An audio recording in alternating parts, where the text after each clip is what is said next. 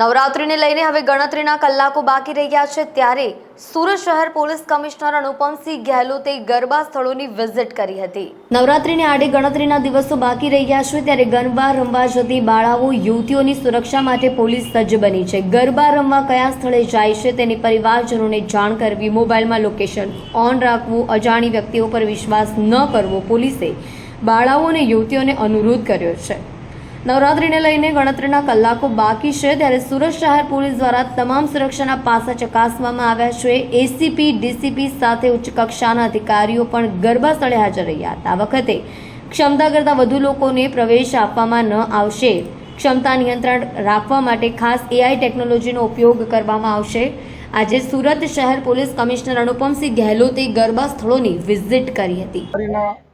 શુભ પર્વ ચાલુ થવા જઈ રહ્યા છે ત્યારે આપણા સુરત શહેરમાં અલગ અલગ વિસ્તારોમાં જો કુલ 3000થી વધુ આપણા ગરબાઓના આયોજન કરવામાં આવેલા છે, જેમાં શેરીઓમાં છે, સોસાયટીમાં છે, ખુલ્લા મેદાનમાં છે, સ્કૂલોમાં છે અને સાથોસાથ કુલ 15 જેટલા આપણા કોમર્શિયલ ગરબાઓ છે જો મોટા ડોમ્સ વગેરે બનાવીને જો એમાં કરવામાં આવી રહ્યા છે।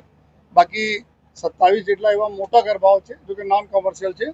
તો આજે એના ભાગરૂપે જો કે ડોમમાં અહીંયા આપણા સુરતમાં કલ્ચર છે ગરબાના જોઈએ એના માટે તમામ જગ્યા જો જેટલા બી ડોમ્સ રેડી થઈ ગયા છે એના અમારી ટીમ દ્વારા વિઝિટ કરવામાં આવી રહ્યા છે।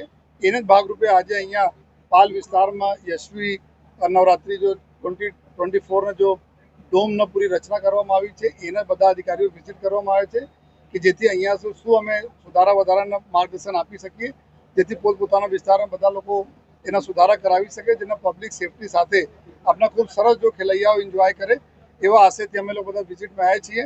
અને અમુક વિસ્તારો એવું છે કે બધા ઓલમોસ્ટ એવરીડે કંઈ કંઈ બારિશ થતી રહી છે સુરતમાં, જેના લીધે પાર્કિંગમાં બી કેવી જેવી સમસ્યાઓ આપણે એના આવી રહી છે જો અમુક ડોમમાં, જેના લીધે થોડા તકલીફો જો પડી છે। એમાં ડોમના પાર્કિંગના લાયસન્સ કરવા માટે અમારી ટ્રાફિક ટીમ એના સાથે સંકલન કરે છે અને લગભગ જો એકાગને છોડી દઈએ બાકી બધા લોકો એકદમ રેડી છે આવતીકાલથી જો એકદમ નવરાત્રિનો જો ખૂબ સરસ જો માહોલ આપવા માટે જેથી આપણા સુરતી આપણા એન્જોય કરી શકે।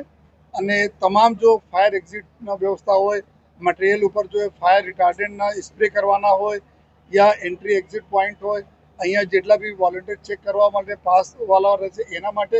અને સાથોસાથ અત્યારે સવારે અમારી એક મિટિંગ બી અમારા તમામ અધિકારીઓ સાથે થઈ, જેમાં અમે લોકો એવા પણ અમુક જગ્યાઓ ચેક કરવાના છીએ જેથી અમે ત્યાં બેરિકેડ મૂકીને ચેક કરવાના છીએ। ખાસ કરીને જો કોઈ નશા કરીને કોઈ અગર ફરશે તો એના પકડવા માટે જો તો બ્રીથ એનાલાઇઝર અને અમારી જો અલગ ડ્રગ ડિટેક્શન કિટ્સ હોય છે એના લઈને જો અમુક પોઈન્ટ ઉપર જો અમારા એસઓજીના અને સ્થાનિક પોલીસની ટીમો રહેશે જો અને ક્રાઇમ બ્રાન્ચની ટીમો પણ રહેશે જો કે કોઈ એવા નશા ન કરીને કોઈ બહાર નીકળશે તેના ઉપર કાર્યવાહી કરવા માટે।